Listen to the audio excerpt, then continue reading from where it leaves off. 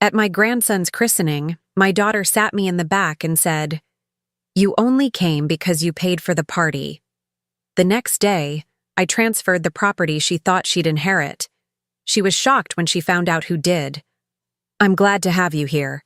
Follow my story until the end and comment the city you're watching from, so I can see how far my story has reached. I never imagined that my grandson's baptism would become the moment I finally understood how little I meant to my own daughter, 70 years on this earth, and I still believed that family meant something sacred. How naive I was. The morning started like any other Sunday, except my hands trembled as I chose my best dress, the navy blue one with small white flowers that I'd worn to Azalea's wedding 12 years ago. I wanted to look perfect for little Gabriel's special day, my first grandchild, the light of my life for these past 8 months. I arrived at St. Mary's Cathedral 30 minutes early, clutching the small gift bag containing the silver cross I'd bought for Gabriel. It wasn't expensive, but I'd saved for 3 months to afford it, the same way I'd saved for everything else in Azalea's life. Her quinceañera, her college tuition, her wedding, this very baptism celebration. The church was beautifully decorated with white lilies and baby's breath. Azalea had spared no expense, and I felt proud knowing I'd contributed to making this day special. What I didn't expect was where she planned to seat me. "Mom, you're over there." Azalea's voice was crisp, professional, like she was directing a stranger. She pointed toward the very back of the church, where a few scattered chairs sat behind the last pew. I stared at the spot, confused. "But sweetie, I can barely see from there." "It's fine. You'll see everything you need to see." She was already turning away, her attention on Marcus's family filing into the front rows. His mother wore a designer suit that probably cost more than my monthly Social Security check. I walked slowly to my assigned seat, my kitten heels clicking against the marble floor. Around me, Marcus's relatives chatted in clusters, their jewelry catching the morning light streaming through stained glass windows. They glanced at me briefly, politely, then looked away. I was clearly not part of their world. The ceremony was beautiful. I watched my daughter hold Gabriel, his tiny face peaceful in the white christening gown I'd embroidered by hand during countless evenings. My eyes filled with tears of joy and something else, a deep ache I couldn't quite name.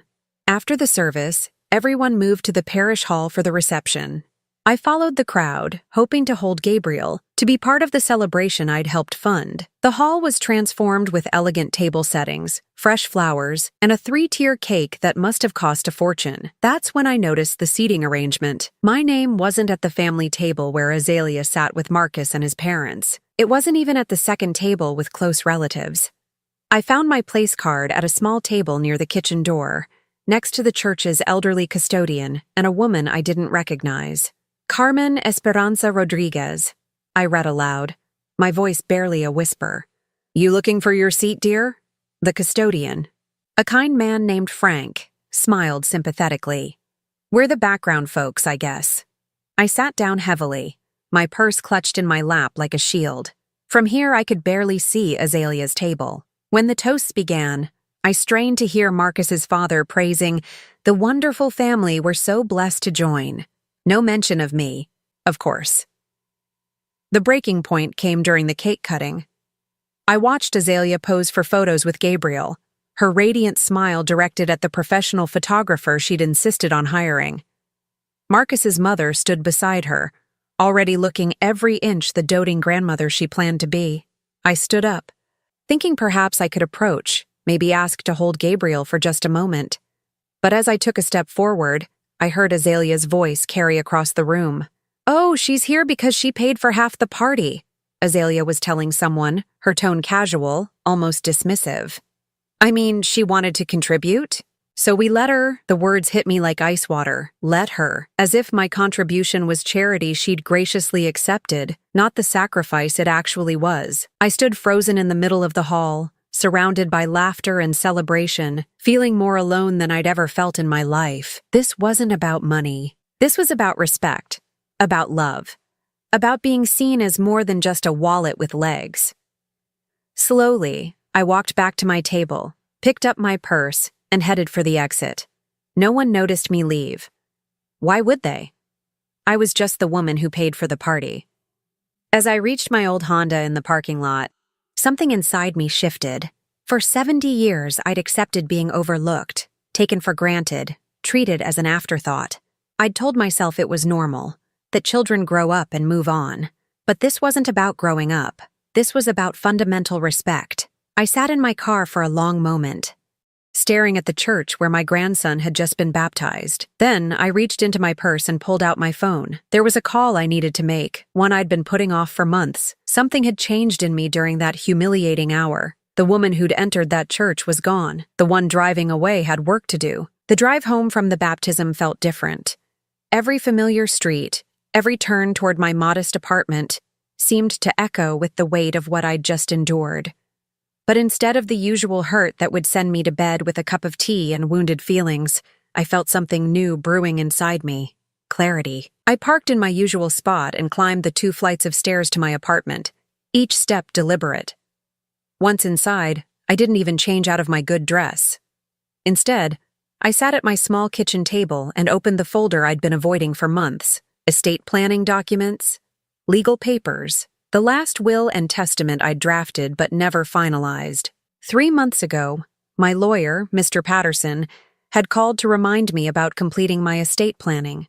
"At your age, Mrs. Rodriguez, it's important to have everything in order," he'd said gently. I'd made the appointment but kept postponing it, telling myself there was no rush. Now I understood why I'd been hesitating. Some part of me knew this day would come. I flipped through the papers, my reading glasses perched on my nose, remembering the conversations with Patterson about my assets, the house, my most valuable possession, the modest savings account, the small life insurance policy. All of it originally designated for Azalea, my only child, my only acknowledged child. The irony wasn't lost on me. Here I was, a woman who'd spent decades believing she had only one daughter, when the truth was far more complicated. I stood up and walked to my bedroom closet, reaching behind the winter coats to retrieve a shoebox I hadn't opened in years. Inside were letters, photographs, and documents I'd kept hidden for nearly 3 decades. The first letter was dated 28 years ago, written in careful Spanish by a woman named Elena Vasquez. My hands trembled as I read words I'd memorized long ago. "Señora Rodriguez, I know this letter may come as a shock, but I believe you have the right to know about Sophia." Sophia, the daughter I'd never been allowed to claim. The story was complicated, painful, and something I'd buried deep to protect everyone involved. 29 years ago, when Azalea was just 6, I'd briefly worked as a live-in caregiver for an elderly man, Miguel Vasquez. His son, Roberto, was going through a bitter divorce, fighting for custody of his 3-year-old daughter, Sophia. During those 6 months, I'd helped care for Sophia while Roberto worked double shifts to afford lawyers. The little girl had no mother figure. Her biological mother had abandoned the family for drugs. I wasn't trying to replace anyone. I was just doing what came naturally, loving a child who needed love. When Roberto finally won custody and moved across the country for a better job, he asked me something that changed both our lives. "Carmen, Sophia loves you. She calls you Abuela. Would you be her grandmother officially? I know it's unusual, but she needs family." I'd said yes without hesitation. We'd made it legal through adoption papers. Sofia Vasquez Rodriguez became my granddaughter in every way that mattered except blood. Roberto sent me pictures, letters, and updates about her life. I'd contributed to her school expenses, her quinceañera, her college fund. But I'd never told Azalea. At 6 years old, Azalea was already jealous of any attention I gave to other children. She'd thrown tantrums when I'd babysat neighbors' kids for extra money. How could I explain that I'd legally adopted another child as my granddaughter? That part of my love, my resources, my heart belonged to someone else, so I'd kept it secret, maintaining 2 separate lives. Azalea knew nothing about Sophia, and Sophia knew nothing about Azalea. It was complicated, perhaps wrong, but it was the choice I'd made to keep peace. Now, reading through Sophia's recent letters, I learned she'd become a teacher, married a good man, and had 2 children of her own. She'd never stopped writing, never stopped calling me Abuela, never stopped expressing gratitude for the love I'd given her. "Abuela Carmen," her last letter began, "I hope you know how much your support meant to me growing up. Dad told me you helped pay for my college even when it was hard for you. I teach 2nd grade now. And every day I try to show my students the same kindness you showed me. I set the letter down and wiped my eyes.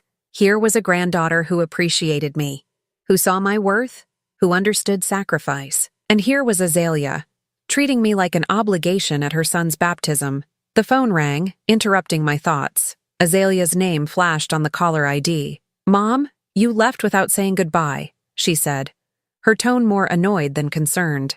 "I said goodbye to Gabriel," I replied quietly. "Marcus's mother asked where you went. It was embarrassing. Embarrassing. Not I was worried or I wanted you to stay. Embarrassing." "Azalea," I said carefully, "how did it feel today, having me there? What do you mean? Did you want me there because you love me or because I helped pay for it?" Silence. Then, "Mom, don't be dramatic. You know we appreciate everything you do. We, not I. Not, I love you, Mom. Not, you're important to us. I need to go," I said softly. "Wait, Mom. Marcus's parents mentioned having dinner next weekend. They want to get to know the family better. Can you bring that enchilada casserole you make?" And there it was, the pattern that had defined our relationship for years. I was useful for cooking, for paying, for contributing, but I wasn't valued for simply existing, for being Azalea's mother, for being Gabriel's grandmother. "I'll let you know," I said, and hung up. I picked up Mr. Patterson's business card from the estate planning folder. Tomorrow was Monday. His office would be open. It was time to make some changes. Monday morning arrived with the kind of crisp clarity that makes difficult decisions feel inevitable.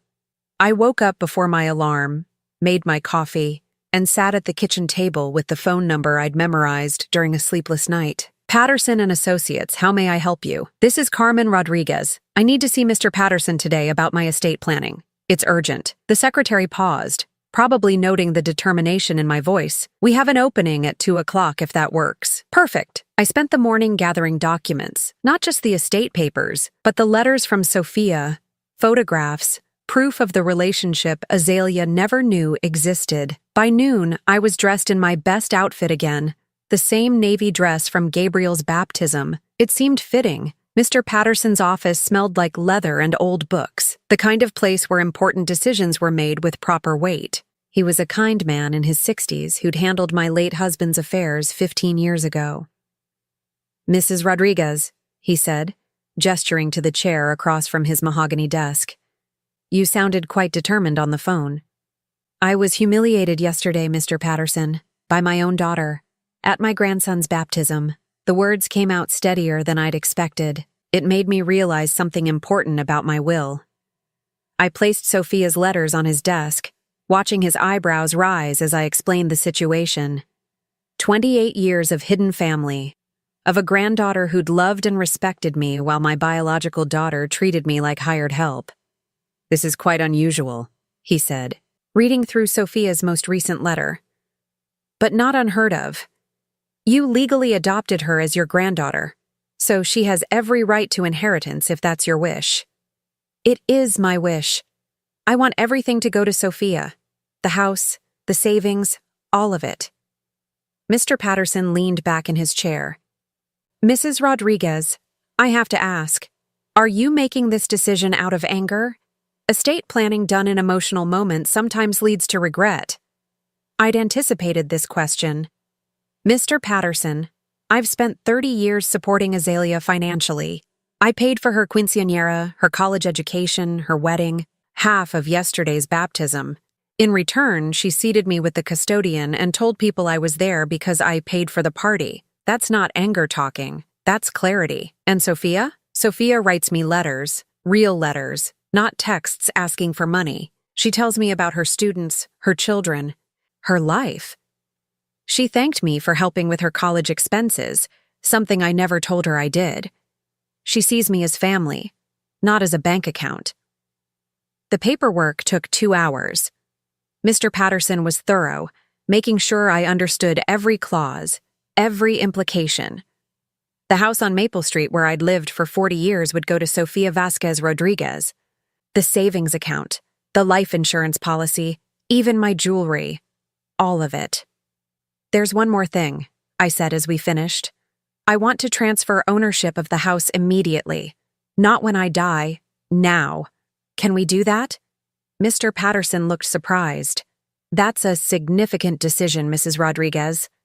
Where would you live? Sophia mentioned in her last letter that the apartment above her garage is empty. Her children are grown and she could use help with the mortgage. I think it's time I lived somewhere I'm actually wanted. This transfer will have tax implications and your daughter will find out immediately. The county records are public. Good. Let her find out from the county clerk instead of from me. By 5 o'clock, it was done. Sofia Vasquez Rodriguez was now the owner of my house, effective immediately. I'd called her before signing the final papers, explaining everything, about Azalea, about the baptism, about my decision to finally live honestly. Abuela, Sofia had said, her voice thick with emotion. Are you sure? I don't want you to do this because you're hurt, mija. I'm doing this because I'm finally thinking clearly. You've been my granddaughter for 28 years. It's time the world knew it. Then come home. Abuela, come home where you belong. I left Mr. Patterson's office with copies of all the documents in my purse and a strange sense of lightness I hadn't felt in years. The walk to my car felt different, not like a 70-year-old woman shuffling through her remaining years, but like someone who'd just taken control of her own story. At home, I called Sophia again to make plans for my move. We talked for an hour about logistics, about her children, about the life I was stepping into. She was excited to convert the garage apartment into a proper home for me, to have me close enough to help with family dinners and homework supervision. The kids have been asking when they'd get to meet their great-grandmother, Sophia said. Miguel is 8 and Isabella is 6. They want to learn how to make tamales from scratch. Great-grandmother. Children who wanted to learn from me, not just receive money from me. As I hung up the phone, I heard a car door slam outside. Through my window, I saw Azalea's BMW parked at an angle across my driveway, as if she'd arrived in a hurry. The pounding on my door started immediately. Mom, open this door right now! I smoothed my skirt, checked my reflection in the hallway mirror, and opened the door with the calmest expression I could manage. Azalea stood there with wild eyes, clutching a piece of paper from the county clerk's office. Her face was flushed, her professional composure completely shattered. What the hell is this? She demanded, waving the paper. It says you transferred the house to someone named Sofia Vasquez Rodriguez. Who is that? What have you done? I stepped aside to let her in, noting how she pushed past me without waiting for permission. The entitlement was so automatic, so ingrained, that she probably didn't even realize she was doing it. Would you like some coffee? I asked politely. Coffee? Are you insane? I want answers. This has to be some kind of mistake. I walked to the kitchen and started making coffee anyway, letting her rage follow me. Sometimes the most powerful response to someone's drama is absolute calm. Mom, are you listening to me? Who is Sofia Vasquez Rodriguez? I turned around slowly, meeting my daughter's panicked eyes. She's your sister. The coffee cup slipped from Azalea's hand, shattering against my kitchen floor. The sound seemed to echo in the sudden silence that followed my revelation. My what? Her voice was barely a whisper. Your sister. Well, technically your niece, but I've raised her as my granddaughter since she was 3. I reached for the broom, keeping my movements deliberate and calm. Be careful of the glass. Azalea didn't move. She stood frozen in the middle of my kitchen, staring at me like I'd just announced I was an alien. That's impossible. You would have told me. Would I? I swept the broken ceramic into the dustpan, the small task giving me something to focus on besides the shock on my daughter's face. When exactly would have been the right time, Azalea? When you were 6 and threw a tantrum because I gave a Christmas cookie to the neighbor's child? When you were 16 and accused me of loving my job more than you? When you were 30 and only called when you needed money? This isn't real. She was shaking her head, backing toward the doorway. You're making this up to hurt me. I walked to the living room and returned with the shoebox of letters and photographs. I spread them across the kitchen table like evidence in a court case. 28 years of Sophia's life documented in pictures, letters, school reports, and legal documents. Here's Sophia at her high school graduation. Here's her wedding invitation. She wanted me to walk her down the aisle since her father had passed away by then. Here's a picture of her children, Miguel and Isabella, your nephew and niece. Azalea picked up a recent photo with trembling hands. Sophia was beautiful, with warm brown eyes and a genuine smile, holding 2 children who looked remarkably like Azalea had at their age. She's a teacher, I continued, my voice steady. Second grade, she makes lesson plans at her kitchen table the same way you used to do homework. She bakes cookies for school fundraisers and coaches her daughter's soccer team. She writes me letters every month, real letters on paper, because she says it's more personal than email. Why? Azalea's voice cracked. Why her and not me? The question hung in the air like smoke. I poured myself coffee, noting how my hands weren't shaking anymore. Yesterday's humiliation had burned away something fragile in me, leaving behind something harder, clearer. Because she appreciates me, Azalea. Because when I helped pay for her college, she thanked me every semester. Because when I sent her $20 for her birthday when money was tight, she wrote a 3-page letter about how she used it to buy books for her classroom. Because she sees me as family, not as a bank account. I appreciate you. Azalea's voice was rising, taking on the desperate tone I remembered from her teenage years. You know I do. Do you? I sat down across from her, meeting her eyes directly. When's the last time you called me just to talk? Not to ask for money, not to invite me to something where you needed my help. Just to talk? Silence. When's the last time you asked how I'm feeling? How my arthritis is doing? Whether I'm lonely in this house by myself? More silence. Yesterday, at Gabriel's baptism, you seated me with the custodian and told people I was there because I paid for the party. Sophia would have saved me the seat next to her and introduced me as her beloved grandmother. Azalea was crying now, mascara running down her cheeks. I didn't mean it like that. How did you mean it? Marcus's family has money, Mom. Real money. I was trying to fit in. There it was. The truth I'd suspected, but never wanted to acknowledge. Azalea was ashamed of me. Ashamed of my modest apartment, my discount store clothes, my heavily accented English that came out stronger when I was nervous. And fitting in was more important than honoring your mother? You don't understand the pressure I'm under. She was standing now, pacing my small kitchen like a caged animal. Marcus's mother wears designer everything. She has a housekeeper and belongs to the country club. I can't show up to these events with your poor Mexican mother? The words landed like a slap. Azalea's face went white, then red. That's not what I meant. Isn't it? I pulled out my phone and scrolled to Sophia's most recent pictures. Look at this photo from Sophia's last family barbecue. She's introducing me to her neighbors as my wonderful abuela who helped raise me. She's proud of me, Azalea. She doesn't need me to be anyone other than who I am. I showed her the picture. Sophia with her arm around me, both of us laughing at something one of the children had said. I was wearing a simple floral dress and my comfortable shoes, my gray hair in a neat bun. Nothing fancy, nothing impressive by Marcus's family's standards, but Sophia's love was written all over her face. She doesn't need you to be wealthy or sophisticated or connected, I continued. She needs you to be family, something you've forgotten how to be. Azalea sank into a chair, her head in her hands. What do you want me to say? That I'm sorry? Fine, I'm sorry. I don't want your sorry, mija. It's too late for that. Her head snapped up. What do you mean, too late? I mean, I'm done. I'm moving to Denver to live with Sophia and her family. The house is hers now, legally and permanently. My will has been changed. Everything goes to her when I die. You can't do this. Azalea was on her feet again. Panic replacing anger. This house has been in our family for 40 years. Gabriel's inheritance. Gabriel has 2 sets of grandparents who can leave him inheritances. Sophia's children have me. What about me? What about my son? Your grandson? I stood up slowly, feeling every one of my 70 years, but also feeling stronger than I had in decades. You made your choice yesterday, Azalea. You chose Marcus's family's approval over your mother's dignity. You chose to treat me like hired help at my own grandson's baptism. Actions have consequences. Please, Mom, don't do this. I'll change, I promise.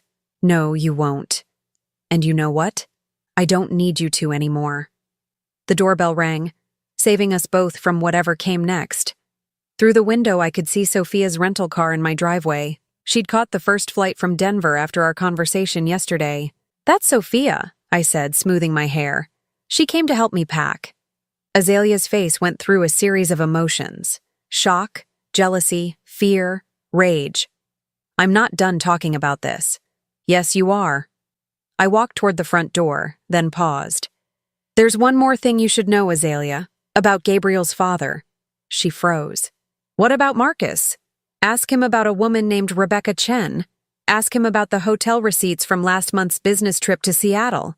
I opened the door before she could respond, leaving her standing in my kitchen with her mouth open and her world falling apart. Sophia stood on my doorstep with her arms open, and for the first time in years, I stepped into an embrace that felt like coming home.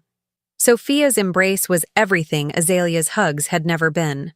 Warm, genuine, without any hidden agenda. She held me for a long moment on my doorstep before pulling back to study my face with concerned brown eyes. Abuela, are you all right? You sounded so upset on the phone. I'm better now that you're here, mija. Behind us, I heard Azalea's sharp intake of breath. I turned to see her standing in the hallway, staring at Sophia with a mixture of shock and something that looked dangerously close to hatred. So this is her, Azalea said, her voice tight with barely controlled emotion. The daughter you chose over me. Sophia looked confused, glancing between us. Abuela, what's happening? Sophia, meet Azalea, my biological daughter. Azalea, this is Sophia, my chosen granddaughter and the woman who now owns this house. The tension in the room was thick enough to cut. Sophia stepped forward with her hand extended, clearly trying to bridge whatever gap existed between us. It's nice to finally meet you, Sophia said warmly. Abuela has told me so much about you over the years. Azalea ignored the offered handshake. Has she? Funny, because she never mentioned you to me, not once in 28 years. Azalea, I warned, but Sophia held up a gentle hand. I understand this must be shocking, Sophia said, her teacher's voice calm and measured. I can't imagine learning about a family member this way, but maybe we could… Could what? Bond over how my mother abandoned me for someone else's child? I never abandoned you, I said firmly. I supported you financially and emotionally for 35 years. You're the one who chose distance. Because you were never really there. Azalea's composure finally cracked completely. Even when you were physically present, you were emotionally absent. Now I know why. You were saving all your real love for her. Sophia's expression shifted from confusion to understanding. Azalea, that's not true. Abuela talked about you constantly when I was growing up. She was so proud when you got into college, when you became a nurse, when you got married. She showed me pictures. Pictures? Azalea laughed bitterly. She showed you pictures of my life while keeping you a complete secret from me. That's not love. That's compartmentalization. The accusation stung because it contained a grain of truth. I had compartmentalized, had kept my two daughters in separate worlds to avoid conflict. But as I watched Sophia's face fall, I realized I needed to tell the whole truth. Sit down, both of you, I said, settling into my worn armchair. It's time you knew everything. I told them about Azalea's childhood jealousy, about the tantrums whenever I showed attention to other children. I explained how, at 6 years old, Azalea had once hidden my reading glasses so I couldn't help the neighbor's daughter with homework. How she'd thrown such violent fits about sharing me that I'd learned to keep my caregiving work separate from our home life. When Roberto asked me to be Sophia's grandmother, I was afraid, I admitted. Afraid that if Azalea knew, she'd force me to choose. And I couldn't choose. So I chose silence. You could have prepared me, Azalea said, but her anger was cooling into something more vulnerable. You could have helped me understand. Could I have? When you were 16 and accused me of loving my job more than you? When you stopped calling me unless you needed money? When you moved in with Marcus's family and only invited me to events where my cooking or my checkbook was required? Sophia was quiet, processing everything. Finally, she spoke. Abuela, the receipts you mentioned, about Gabriel's father? I looked at Azalea, seeing the fear creeping into her eyes. 3 weeks ago, Marcus called me by mistake. His phone misdialed while he was talking to someone about meeting Rebecca at the usual hotel. He didn't realize I could hear everything. Azalea's face went white. That's impossible. He mentioned her by name, described her appearance, talked about how his wife, you, had no idea about their arrangement. He said it had been going on for over a year. You're lying. But Azalea's voice was shaking. I pulled out my phone and showed her the call log. 23 minutes, 3 weeks ago. I recorded the conversation after I realized what I was hearing. Would you like me to play it? No. The word came out strangled. Sophia reached over and took Azalea's hand, surprising both of us. I'm sorry. This must be devastating. Azalea jerked her hand away. Don't touch me. This is all your fault somehow. How is Marcus's infidelity Sophia's fault? I asked. Because if you hadn't been distracted by your perfect replacement daughter, maybe you would have been available when I needed someone to talk to about my marriage problems. The accusation was so illogical, so desperate, that it almost made me sad. Almost. When did you try to talk to me about marriage problems, Azalea? When did you call me for advice or support that wasn't financial? Silence. You didn't, I continued, because you never saw me as someone who could offer emotional support. You saw me as someone who could offer money, cooking, and occasional babysitting. You never wanted my wisdom or my love, just my resources. My phone rang, interrupting the heavy silence. Marcus's name appeared on the screen. Answer it, I said to Azalea. He's probably wondering where you are. She stared at the phone as it rang, her face cycling through emotions. When it went to voicemail, I played the message on speaker. Carmen, this is Marcus. Azalea's been gone for hours, and she's not answering her phone. If she's there, tell her she needs to come home. We have guests coming for dinner, and I need her to cook. A pause. Also, what's this nonsense about you transferring your house? Azalea's hysterical about some property records. Call me back. The entitlement in his voice was staggering. Not, is my wife okay? Or, I'm worried about Azalea. Just demands and dismissal of my legal right to do what I wanted with my own property. He doesn't even sound concerned about you, Sophia observed quietly. Azalea was crying now, silent tears that seemed to wash away years of pretense. What am I supposed to do? Where am I supposed to go? You could start by talking to Marcus honestly, I suggested. Ask him about Rebecca. Ask him about his future plans.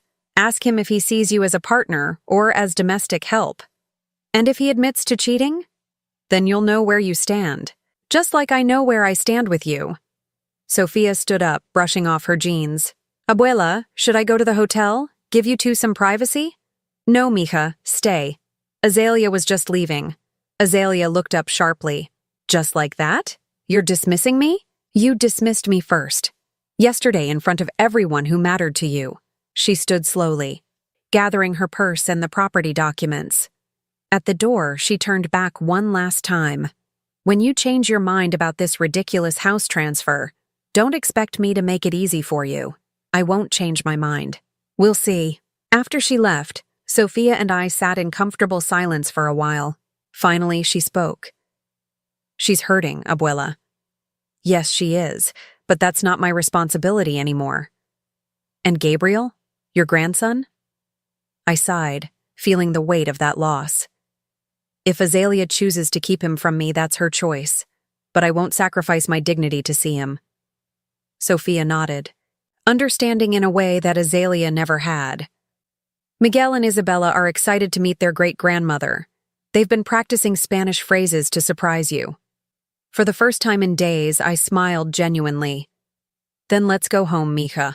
Let's go home. 18 months later, I was kneeling in Sophia's garden, teaching 8-year-old Miguel how to transplant tomato seedlings when my phone rang. The name on the screen made my hands pause in the rich Colorado soil. Azalea. Aren't you going to answer it, Abuela? Isabella asked, looking up from the marigolds she was planting in careful rows. Not right now. Mija, the plants need our attention. It was the first call in 6 months. For a while after our confrontation, Azalea had called weekly, sometimes angry, sometimes pleading, always demanding that I fix this mess by transferring the house back to her. I'd stopped answering after the 3rd call where she screamed that I was a bitter old woman destroying her family. The irony wasn't lost on me. She accused me of destroying her family while her husband's affair had already done that job quite thoroughly. Through mutual acquaintances, I'd heard fragments of Azalea's story over the past year and a half. Marcus had initially denied the affair, then admitted to it. then blamed Azalea for driving him to it by being too demanding and emotional. The divorce had been bitter. Marcus's family, who'd once embraced Azalea for her beauty and nursing career, quickly closed ranks around their son and his new girlfriend, Rebecca Chen, as it turned out. Azalea had kept the apartment but lost the lifestyle. No more country club events, no more designer clothes, no more vacation photos designed to impress social media followers. She'd moved back to work full-time at the hospital, taking extra shifts to make ends meet. "Abuela," Miguel said, carefully pressing soil around a tiny tomato plant. "Why do people hurt each other on purpose?" The question came out of nowhere, the way children's profound observations often do. I glanced at Sophia, who was weeding nearby but clearly listening. "What makes you ask that, mijo? Yesterday at school, Tyler said his mom and dad don't love each other anymore, and they're going to live in different houses. But if they don't love each other, why did they have Tyler?" I sat back on my heels, considering how to answer. At 71, I'd learned that the most important lessons couldn't be simplified into easy explanations. "Sometimes people think love means different things," I said finally. "Some people think love means never being angry or sad. Some people think love means getting everything they want. But real love means accepting people exactly as they are and choosing to care for them anyway. Like how you moved here to live with us? Like how Sophia invited me to be part of your family, even though she already had a complete family without me." Miguel nodded solemnly, then brightened. "And like how you're teaching us to make tamales even though we're terrible at folding the corn husks," I laughed, remembering last weekend's kitchen disaster. "Practice makes better, not perfect." My phone buzzed with a voicemail notification. Despite my resolve, curiosity got the better of me. I wiped my hands on my gardening apron and played the message. "Mom." Azalea's voice was different, quieter, less demanding. "I know you probably won't call me back, but I wanted you to know that Gabriel took his first steps yesterday. He's 14 months old now, walking and getting into everything." A pause. "I thought you'd want to know." The message was only 30 seconds long, but it contained something I hadn't heard from Azalea in years. Simple sharing without an agenda. No requests for money, no guilt trips, no demands. Just a mother telling her own mother about her child's milestone. "Good news?" Sophia asked, noting my expression. "Gabriel's walking." "That's wonderful. Are you going to call her back?" I looked around Sophia's backyard. My backyard now. Really? The children's laughter filled the air as they argued good-naturedly about whose flowers would grow taller. Sophia's husband, David, was grilling dinner on the patio, while Sophia organized the garden tools with the efficiency of someone who genuinely enjoyed creating order. This was home. This was family. This was what love looked like when it wasn't conditional on your usefulness or your ability to meet other people's expectations. "Maybe," I said finally. "But not today." That evening, after the children were in bed, and Sophia and David had settled in to watch their evening show, I sat on the small porch attached to my garage apartment and called the number I'd memorized but never used. "Roberto, it's Carmen." "Carmen, how are you? Sophia told me you've moved to Denver. How are you settling in?" Roberto's voice was warm, familiar. Even after his father's death 5 years ago, we'd maintained contact. He was Sophia's father, after all, and I was her chosen grandmother. The relationship had evolved into something like friendship over the decades. "I'm well, very well, actually. The children are wonderful, and Sophia, she's everything you raised her to be. She gets that from you too, you know. The way she cares for people, the way she sees the best in everyone. She learned that from watching you." We talked for an hour about ordinary things, his work, Sophia's teaching, the children's school activities, normal family conversation, the kind I'd never quite managed with Azalea. As I was preparing to hang up, Roberto said something that stopped me. "Carmen, Sophia mentioned that your biological daughter has been struggling since her divorce. I know it's complicated, but if you ever want to bring her here for a visit, to meet Sophia properly, well, family is family. There's always room for more love." The generosity in his offer nearly brought me to tears. Here was a man offering to welcome my estranged daughter into his family circle. Not because he owed me anything, but because he understood that love multiplies rather than divides. Thank you, Roberto. That means more than you know. After we hung up, I sat in the gathering darkness, listening to the sounds of my new neighborhood. Somewhere in the distance, a dog barked. A teenager's music drifted from an open window. Normal sounds of normal life. My phone was still in my hand. Azalea's number was still in my contacts. I thought about Gabriel taking his first steps, probably reaching for something just out of his grasp, determined to get there on his own. I thought about Azalea, perhaps watching him with the same mixture of pride and terror that all mothers feel when their children start walking away from them. I thought about 18 months of silence, of wounded pride on both sides, of a grandmother missing her grandson's milestones, and a daughter learning what it meant to navigate life without a safety net. Then I thought about Sophia teaching my replacement for Azalea's quinceañera dress when she was 15, working extra shifts to afford something beautiful for a girl who wasn't even blood-related. I thought about all the ways love had nothing to do with biology and everything to do with choice. My fingers hovered over Azalea's number for a long moment. Then I closed the phone and stood up. Some bridges could be rebuilt, but only when both sides were ready to meet in the middle. Azalea's message was a first step, but it was still just that, a first step. She would need to take many more before I was willing to walk toward her. In the meantime, I had a life to live. A real life, with people who valued me for who I was rather than what I could provide. I went inside to help Sophia prepare tomorrow's lesson plans, and for the first time in decades, I felt completely at peace with my choices. The phone stayed silent for the rest of the evening, and that was exactly how I wanted it. Now, I'm curious about you who listened to my story. What would you do if you were in my place? Have you ever been through something similar? Comment below. And meanwhile, I'm leaving on the final screen 2 other stories that are channel favorites, and they will definitely surprise you. Thank you for watching until here.